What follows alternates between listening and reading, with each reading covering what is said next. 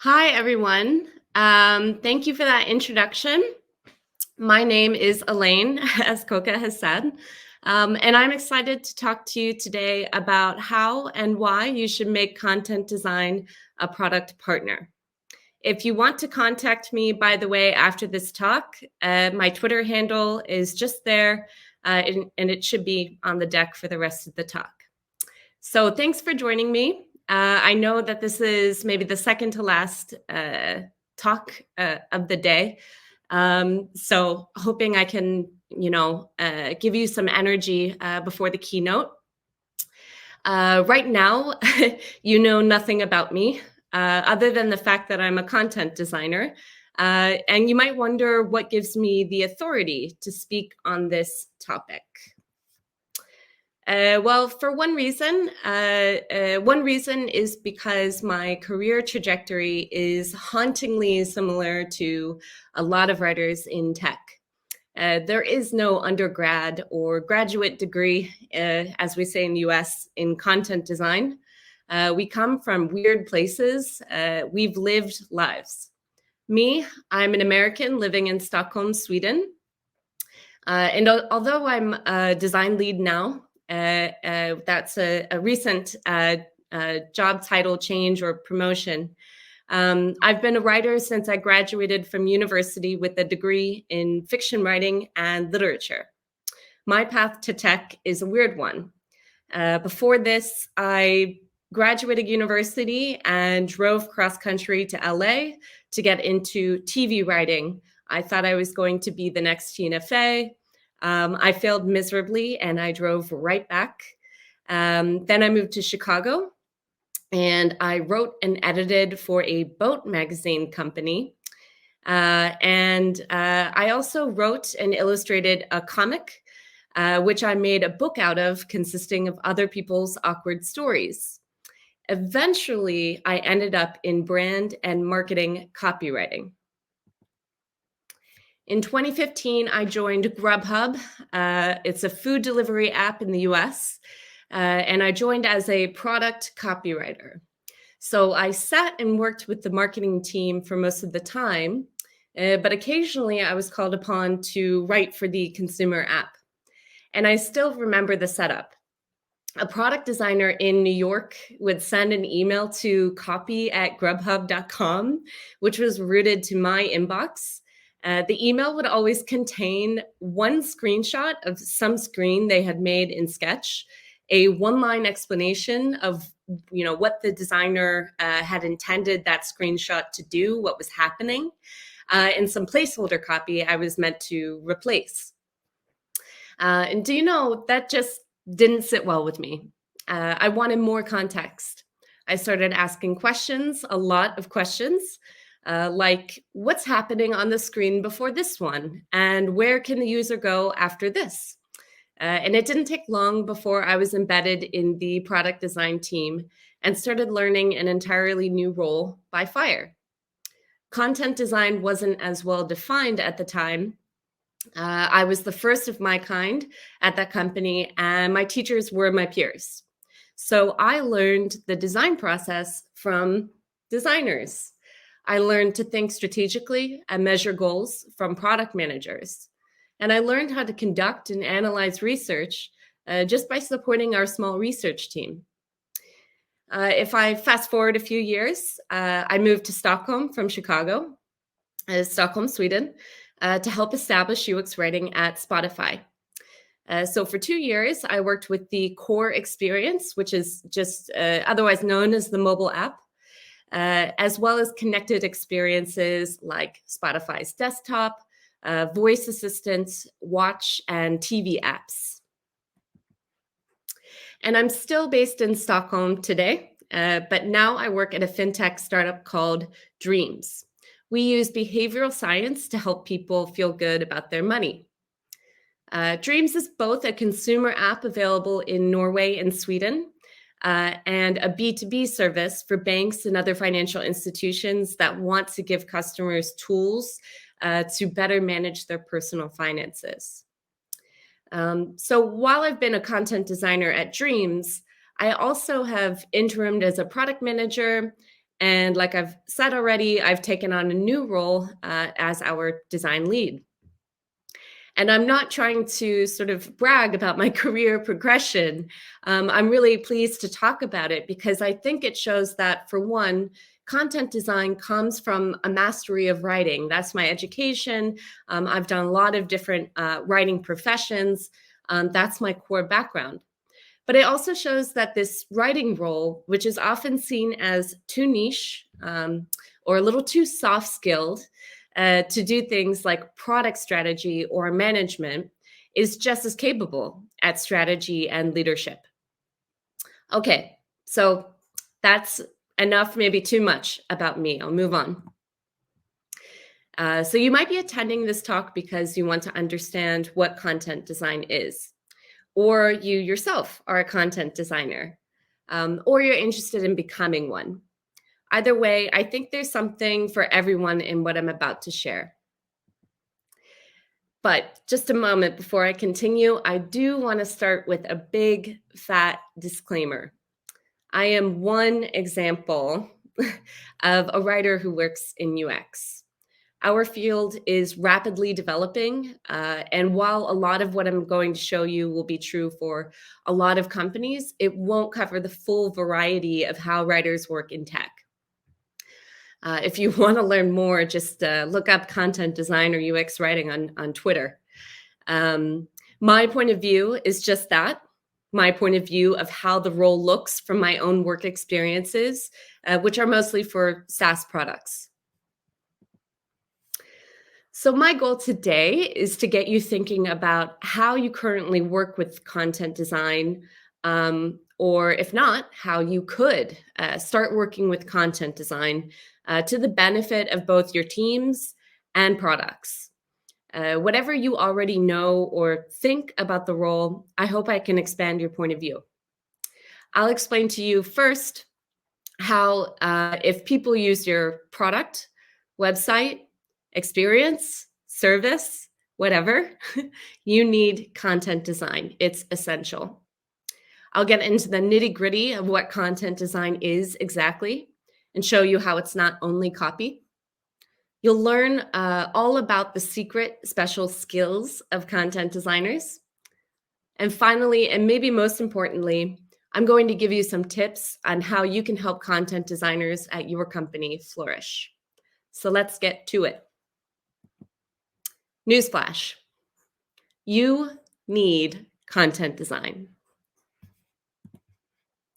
In his article, Why 36% is the Magic Number, Finding the Right Amount of Text in Mobile Apps, Jonathan Coleman points out that beyond the code, the UX, the visuals, the animation, the common denominator of digital experiences is text. Every app contains at least some text. Because, of course, text is used to communicate so many core parts of an experience. As Jonathan says, text makes up interface controls, labels for navigation, prompts for search, and more. Text introduces us to each app, starting with its name. And text guides us to how apps work and what value they provide, from instructions and inputs to settings and disclaimers. I'll never forget starting a job and a coworker asked me what I did. I write the words, I said proudly and naively. He turned to me and asked, "What words?" Sure, there are experiences out there that are quite light on text, but can anyone actually think of one app that doesn't use text at all? Go on, try to think of one app that doesn't use text. It's pretty tough, isn't it? If you have one, please submit it as a question. I would love to see that as an example. The best answer I've ever received to that question is the Calculator app by Apple. And yet, it's actually mostly text. So numbers and symbols, they count too, just as currency and dates do. It's all language meant to communicate to users. Jonathan created a method for measuring the percentage of user interface that's text and found that most apps use somewhere between 30 and 40% of the interface for text. Now, imagine you're trying to deliver on ambitious goals with your team, but you don't have a writer working alongside all the other specialists. That means you're leaving 30 to 40% of your experience on the table. Maybe a little bit less, maybe a little bit more. If you're feeling stupid about that, don't. This is really common. It's too common. It's literally why I'm talking to you today. And if you are fortunate enough to work with writers already, your experience is more likely to be one in which writers weren't given the opportunity to really leverage their skills and impact the product. That's also really common. That's because people often mistake content design for copy. But content design is so much more than copy. Content design is, by my own definition, the craft of solving problems for users through writing. We use design thinking to solve problems, and the words on the screen are just one deliverable in a larger set of responsibilities. Content design is often the difference between a high-quality, user-centered product and a poor experience. For example, my gym has an app that I use to book sessions with my personal trainer. I like to book multiple sessions with him each week, but I also need rest days. So using the app, I can book, Mondays, Wednesdays, Fridays, or I could go for Tuesdays and Thursdays. However, this app only allows you to view his availability by day. I should mention, my trainer is the most booked trainer for this gym franchise in the whole country of Sweden. So other clients are also snapping up his time while I navigate the interface and try to make my choices. To plan out my week, I need to see what's available by week, not on a daily view. This is a really common use case in training, working out with built-in rest days. And how the content is presented just doesn't reflect that. Content design isn't just about writing the words. In fact, we spend most of our time solving problems for users like this one. Where do the words belong? In what order? What happens before? What happens after? So if content design is about solving problems and content designers don't sit at a computer clacking on a keyboard all day, how do we work? I think it helps to break down the content design, the content design role through the organizational lens that we're all familiar with. So for one thing, titles. Sometimes we are called content designers. That's become really common in Silicon Valley and the UK market as well. Also, I think a term coined by Sarah Richards, now known as Sarah Winters. But sometimes we're called other things. And I've been given all of these titles. UX writer, product writer, content strategist.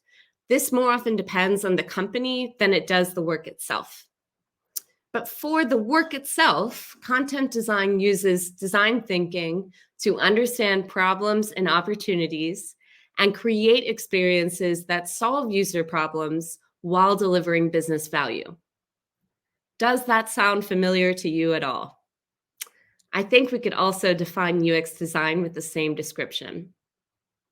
And why should companies care? Well, like I said before, content is probably 30 to 40% of your service.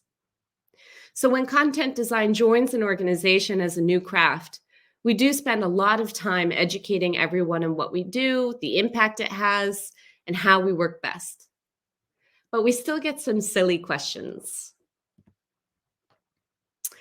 So I'm about to dig into why you want to avoid saying things like the above. But please know, I am sure I have said the equivalent of all of these to engineers, data people, and other practitioners. My point is not to shame you. It's totally okay if you go around saying some of these things. But I do want to highlight and correct the misconceptions that permeate content design work day to day. Like, the flow is designed. Can we get some word magic? One of my favorite phrases. No, you can't. It's not magic. Content design work starts when businesses ask for an outcome. We work alongside designers, product people, engineers, and other practitioners. Just like the other UX practitioners, we use the UX design process to understand, research, ideate, create and test, and ideate until that outcome is achieved. To give that some perspective, imagine a UX designer saying their job is to make rectangles. A content designer's job isn't limited to the copy we write. We must first work the design process, understanding business and user needs, doing the research, testing, and more. We must first design. Another mistake organizations make is to treat content as completely fluid and endlessly changeable. And it is true. Often copy is pretty quick and easy to edit, either in testing or production. But the physical work of switching up copy isn't the problem. So the reality is a good practice of content design at a company will look more like a system to content people. It's okay if you don't see or understand that system, but there are many ways content designers document and show these systems. You can ask for them. You can take a look at content audits, style guides, design systems that also document copy choices and even copy patterns. This is a real content audit of copy I wrote for an app we at Dreams released last year. Documentation like this shows a few things. So when you look in the middle column labeled value, I've listed copy for this flow string by string. You might notice the repetitive use of the word transfer. You can see that transfer is a core term we purposely reuse and build on to describe a set of actions related to each other. So moving money from your bank into our environment, or moving money between places in our environment.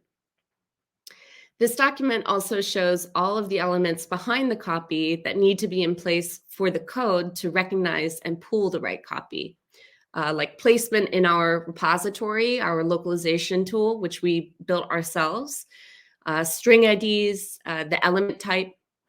I've even included an explanation to translators that transfer is a core term we reuse, and whatever the translation, should remain consistent across instances provided in English.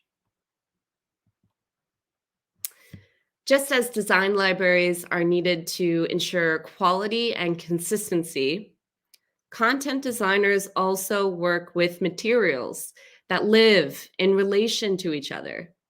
Those materials are language and rules around language, like style choices, core terms, voice principles, how content is displayed or framed. We can have patterns for that as well. We create and maintain these systems, and it's true that a single word or phrase can have a far-reaching impact. This is another favorite of mine. Let's just give it a name and move on. Content is a vessel with which to communicate a specific meaning. We don't only need to understand the thing to describe it. We shape the thing. So here's an example of just that. I worked on an exploratory team dedicated to podcasts when I worked at Spotify. Our focus was to improve and bring forward the podcast experience in a music-focused app. And it's live in the Spotify mobile app now, years later. So you can look at that if you're interested. But as the writer on the team, I was feeling a little pressure, to carry over this industry standard term for saving a show or saving a podcast to your library. And the term was subscribe. I argued that Spotify was already using the term follow for a similar behavior in music. So why would we create a new name for the same thing? Surely that would confuse users unless we wanted to differentiate the feature. But I also argued our research showed saving shows for quick access is the most useful thing we could make, the same behavior. So sure, subscribe, it did have that podcasty feel to it. But it also came with a lot of downsides. So unfortunately, subscribe has a long history of meaning different things. It behaves differently in different podcast experiences, and its analog real-world meaning implies recurring payment, something that could definitely turn off people new to podcasts. I'm really glad to say that we shipped Follow, because not long ago, I noticed a change from Apple Podcasts. This past year, Apple deprecated its subscribe term in favor of hello, follow. With all the different baggage a word like subscribe carries, I'm really not surprised they adapted a more flexible term that doesn't imply as much commitment and more accurately describes the action itself, because podcasts in Apple are largely free. Content design is, dare I say it, product design. Not only do we need to understand the product strategy and offering to do the writing, we can use our UX lens to help define the offering. We can make it more compatible with user needs, and then we can communicate that to users. In other words, we don't just describe the stuff, we make the stuff. So, you're all up to speed now. Content designers are designers, right? Sort of. Here's where I challenge us all in the tech industry to be okay with the fact that, yes, we are designers, but we are also writers. We aren't only writers, but we aren't only designers. Not one, not the other, a version of both. And that gives us some special skills. Product has a lot to gain from collaborating with content designers. And don't worry, I will get to how that collaboration works best in a bit. So there are at least 4 special skills. I'm sure there are so many more, but there are 4 that I'm going to give you that content designers have that can help your team move quicker, break down walls, and reveal truth for a better product. Our first special skill is actually pretty obvious. Adding a content designer to your roster is adding another design thinker. And that means you can create more and better under the exact same constraints.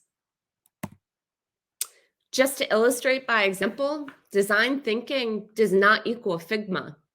In fact, I made this prototype just for this presentation in a few minutes with Google Slides. Content designers write, but we also run projects. We facilitate and participate in design sprints. We can run and participate in research and do the analysis. And we ideate and prototype. Content design is product design. Now imagine what you could accomplish with another designer on your team. We can even draw out better solutions as a springboard for designers and other folks, as we contribute using the same methodology, but with a slightly different lens. Content design's second special skill is all-seeing and all-knowing. It is one of the creepier results of working in this profession, but content designers are the looky-loos of your company. We know the end-to-end experience. from products to marketing touch points to customer service scripts.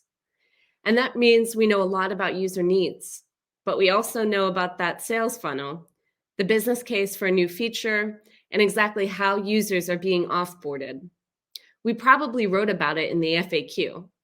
Whether or not FAQs, by the way, are the best way to talk to your customers is another conversation for another time, but hint, it's not.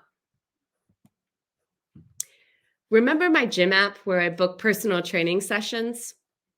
Well, in order to buy those sessions, I had to pay on the gym's website. And that's the screen you're seeing to the left. When you look at both the website and the app that I use to the right, in order to book sessions, you can tell that 3 or more people were writing for one product. The product being a pack of personal training sessions that I want to buy. So someone has named the product I'm buying PT60, as in personal training 60 minutes, which sounds punchy and self-descriptive until you find out that the sessions are actually 55 minutes long. So someone in the pay funnel or working in the pay funnel noticed that discrepancy and gave the product an upfront description, immediately contradicting the name of the product, 55 min med din PT, or 55 minutes with the PT. Once I finished paying, I'll buy 10 or 25 sessions to use over the next few months. And I won't look at this pay funnel again, or that little bit of body copy that contradicts the title of the product. Instead, I use the app to book times with my trainer every week or so. And here the app tells me each session is 60 minutes. Now, this is a real shame because the lack of consistency and clarity across touchpoints doesn't make clear what the user is in fact purchasing. But it also, has this really bad side effect of shoving the responsibility of this confusion onto personal trainers who may seem strangely eager to end sessions early just so they can use the bathroom before their next session. What should have happened here is consistent content describing the actual product or service on offer through every user touch point. That is a content designer's job. If you think back to how content design thinks and creates writing in systems, that includes the greater context of a service. Perhaps your service is both an app and an in-person experience, like food delivery, or like this one, personal training, in which people interface with customers, and the responsibility for inconsistencies like this surface with every interaction or session they facilitate. The importance of consistent, clear communication across touchpoints compounds. Even if content designers are not responsible for the writing across all touchpoints, and I promise you, they likely aren't, good content design strives to write in a way that makes the experience seamless, and good content designers think about the experience across teams and organizations, which includes outside of products. And now for our third special skill. Content designers can create a big impact on the cheap. That is, mind you, after we've done the research and collaborated with the team. When appropriate, content designers can make a big impact with the cheapest UX material there is: words. As a personal finances app, Dreams is all about simplifying what can feel complicated and inaccessible: personal financial well-being. Recently, we've been looking at improving how people invest through our app. A bit of context for this to all make sense: when you put money in the app, you allocate it to a dream. That is a specific financial goal you've created, given a name and photo, and set a monetary goal for. In research, we compared the mental model of saving and investing and found that people who want to save money do so with a focus on a specific outcome: a car, a trip, for example. But when people invest, they focus on how their money performs rather than a specific thing they'll spend the money on. That's because time horizons for investments stretch too far in the future for people to envision. For example, I know I need retirement savings, but I have no idea what my life will look like and what I'll need that money for exactly. Living costs, yes, obviously, but envisioning an entire lifestyle for myself decades from now, that's really tough. So I wanted to figure out, how could we adapt that second mental model without risking the first? How could we serve both groups of users' needs and give them each an effective experience without the time to build an entirely new flow? We did just that with text. Using new text and existing designs and backend code, we were able to offer a second mental model to investment-oriented users, and it performed really well in testing. That means our existing backend code can stay in place. And with small adjustments, so can the designs and front-end code. This is a huge win for a company of our size because we have a lot to build in a short amount of time. And cutting build time while still delivering on user needs is a massive win. To summarize, content is one of the great assets in rapid iteration and testing, but it also opens doors when you can't afford to rebuild.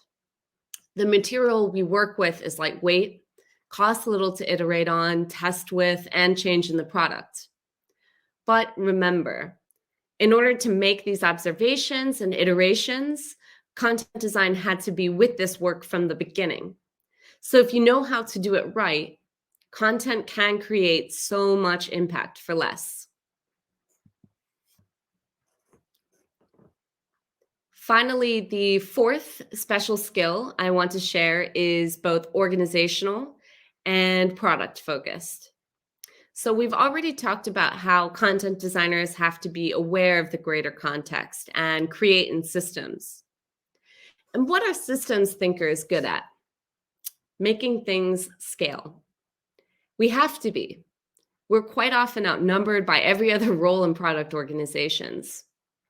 Think about it. If there are content designers in your company, how many are there? I'll give you a few seconds to try to come up with, to try to count how many content designers are in your company.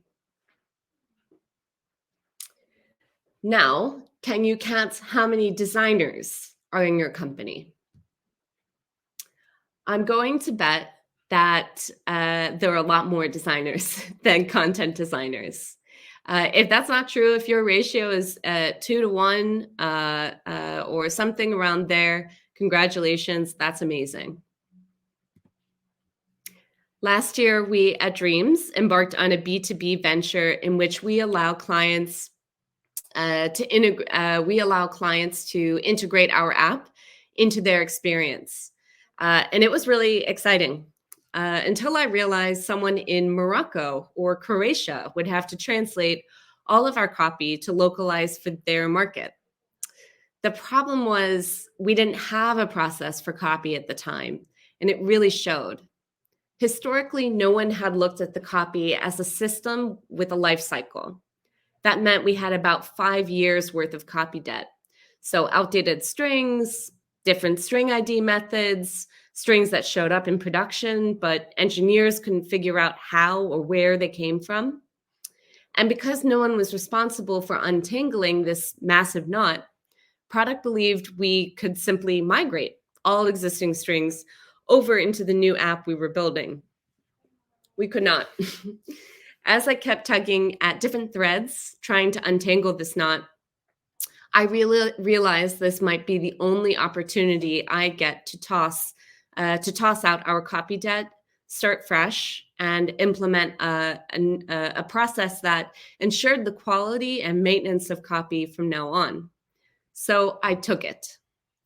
I went around and interviewing engineers, designers, translators, and product people to understand how the writing was landing in production and to also understand the pain points everyone experienced and making it show up.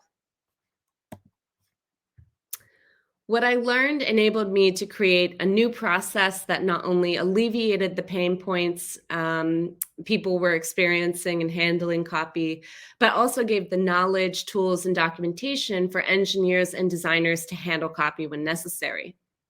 The result was a clear, predictable process for copy creation, translation, implementation, and maintenance. So instead of one writer jumping here or there when copy shows up, responsibilities were delegated across the team. Designers could QA both design and copy at the same time. Engineers know where to look for the up-to-date copy and how to crush copy bugs. Now, here's the really cool part. In scaling the role of one content designer, I also was able to scale localization for new client integration. So translation for new markets went from this unknowable time estimate that probably would have required several engineers to help untangle that knot to one single week. Not only did this work scale the role of one content designer, it helped our company scale from a business perspective by minimizing integration effort and the time it takes for clients to localize and ship our experience in their markets. Content designers are often the last to get hired, and we're often outnumbered, which has trained us to identify and adjust ways of working across groups. Likewise, we tend to think and create in systems with the knowledge that copy has a full life cycle. It's not done just because it's in production. Copy exists across the product org and outside of it. We know how to help, and we know how to move and make change in all of those places. So use content design to help problem solve systems, scaling, and process challenges. Yeah, so hooray for you, right? Content designers are great, but what does this mean for product? Yeah, we are special, aren't we? And that means we have a lot to offer. So with more design thinkers in the room, you get more design bang for your buck, and you can do more and better under the same constraints. Product will have the benefit of an eagle eye view across experiences and outside of the product org, which can help prevent shipping the org and ensure quality and consistency across all touch points. You can quickly pivot whole experiences through the use of just copy, and we help make things scale. I hope I've given you at least one compelling reason to seek out the help of your friendly neighborhood content designer. If so, I also want to give you some tips on how to work with them and empower them. The first thing you can do to empower the practice of content design at your company is really simple. Now that we all know content design starts when business asks for an outcome, you know that content designers must be present for the full design workflow. That means content designers need to be remembered and invited to meetings. Invite us to all the meetings. Because we are a newer element in teams or consulting across teams, we're often left out of discussions inadvertently. A good rule of thumb is if you feel you need a UX designer, you should also invite a content designer. If you're worried about overbooking a content designer, tell them. Odds are they'll want to be there, at least until they have a well-greased working relationship with you and your team. The next thing you can do to harness the power of content design is encourage collaboration on your team. So there was a time when creative work was seen as solo work. The disgruntled artist or writer must struggle and suffer alone in order to create. And while design is a field for creatives, I promise you nothing really good gets done alone.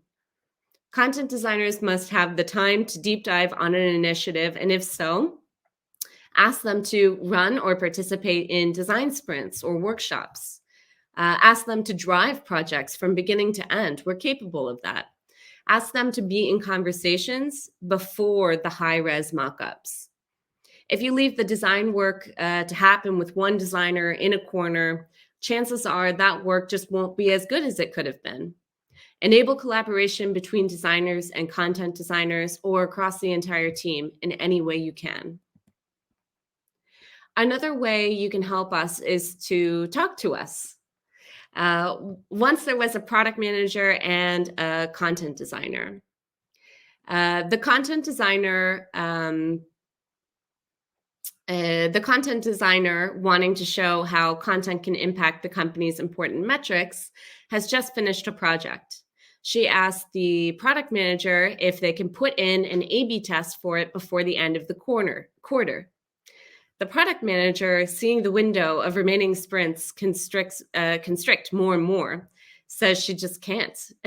She asked if the work the content designer has done will contribute to the quarterly goals. No, the content designer says, but it will improve the experience, and it could help get more headcount for other content designers. Who do you think is wrong in this scenario? This happened to two people I know, I'm friends with, both of whom are friends, both of whom brought this experience up to me and wanted advice. Because different roles have different expectations, I think there's always going to be a little healthy tension and goals won't always line up together.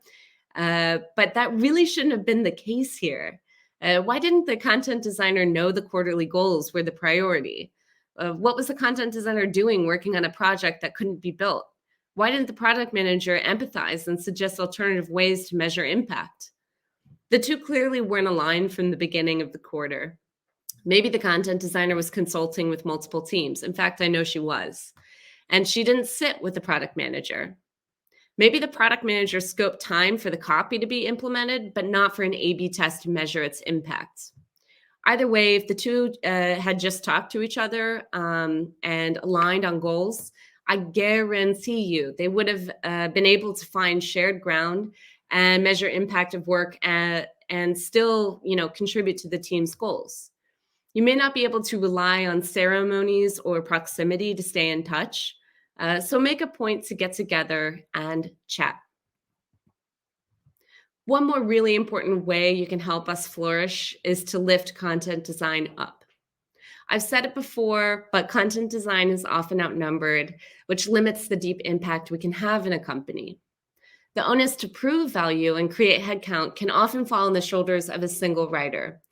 And it's difficult to convince those who control the hiring budget that content design should multiply when the content designer might not ever interact with that level of management. Take it from me. It's exhausting constantly trying to prove your value when you'd rather, create value. In order to grow in a company, content design needs recognition, and you can help. It's really not hard. I mean, they're very simple things. Give credit where it's due. Share and preach work and impact of content design. This might be as simple as remembering to list the contributing content designer's name on a showcase deck, even though that content designer isn't in your embedded team. Perhaps you hear about some work a content designer could help with. Connect the content designer with that team on Slack or email. The more light you shine on us, the more we can give back. So I hope I've persuaded you that content design is vital. And I will tell you, I'm very tired of saying the words content design, but I hope I've persuaded you that it is vital, that it's more complex and versatile than copywriting alone, that it's super useful to products, and that content design is ready to shine with your help. And remember, if you're unsure about what content design can contribute or how a content designer likes to work, you can always ask. Thank you. That was excellent, Elaine. Thank Thank you you. so much. I could relate to so many things that you were saying. I worked as head of agile transformation a few years ago in a company, and they had a product which was B2B, but of course the other business would have to use some of the products, and there was no investment into design. Mm, And I remember that that was key even for the transformation. We were spending way too much time, fixing things that we could have avoided if we had done yeah, design upfront. yeah. So I could relate to so many things, even convincing the higher level managements that we needed some funding for the design department and all of it. So you rocked. It was amazing. Thank you so much for that talk. Thanks. It Uh, is worth noting that design is like knows the same design, like UX design has experienced the same path just 10 years yes, before us. So it's, yeah, a lot of shared qualms for sure. yes, a lot of shared pains. Very good. So we have one question for you, Elaine, on the Q&A, which is, do you have any tips to get buy-in for content designers integrating into an established product team? Yes. Well, this is pretty much always the case. How content design sort of starts at any company is that they usually are joining an already established team. And I've been having similar, I've been trying to answer this question also for someone at my company who is trying to shine a light on accessibility best practices and how do we pull that forward when we've never really made the effort before and really integrate it as an effort. So a similar struggle there. And the first, after going on a really long tangent about it, this designer reminded me, when you started here, you really did so much education and so much uh, sort of activation of how people thought and learned about content design by sort of working with them and educating that way by engaging them.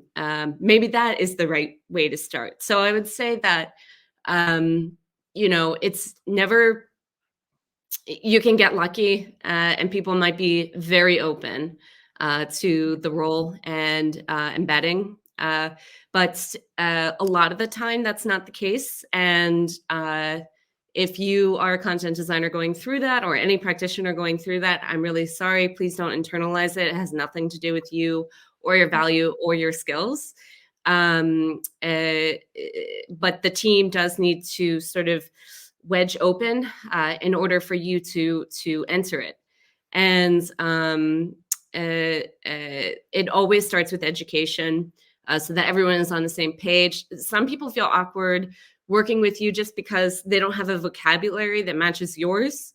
Yes, So just, it's not about like building personal relationships or friendships. Like, I never want that to be the sort of like mechanism that people learn a craft of value. It's much more about sort of getting everybody on the same page, making sure that they're equipped in order to converse with you, and then the next step would be working together. And another great way to educate as well is to simply pair or collaborate on something together. It is a long process because I think teams of, as they've been formulated for the I don't know, uh, like recent history in tech, they're not used to having a writer, and it can feel like writers are taking things away. So if you can just remember to sort of assure them, I'm not here to take something, I'm here to share ownership and support with my specific yes, skill set. The conversation should never be you own this, I own that, because nothing really good gets made from territory grabbing. yes, And like one real life effect of that is quite often I go with copy that a designer has written, or even an engineer, because they wrote something good and I can use that and then I don't have to do it myself. So it is a shared sort of process of working, and in a really practical, boiled down way, just get into the rhythm of talking and sharing, so that they can learn where you're coming from, what you offer, and never take it too hard if that doesn't work out, just because it has to do with I think, our personal value when someone comes in who's a new element. Uh, and it's just a matter of education and practice through education until there's some trust there between skills and they understand what you do. Quite a Yes. rambling answer, but No, I think that's great. And if I could summarize your answer in maybe a few words, I would say patience, right? mm, yeah, Education and perseverance. yeah, What do you those think? that's Those three perfect. words Yeah, summarize well? yeah, Excellent. absolutely. Yeah, Very good. Let me just double check if there are any other questions. sure, Yep, no other questions. So, Elaine, thank you so much. I will reach out to you on the social media for sure. And by the way, cool. I loved your handle. That was that was a nice pun to your name. Very good. Thank you so much. Thanks for having me. Thanks for watching. Thank you. All right. Thanks everybody. Thanks Elaine. Bye-bye. Bye.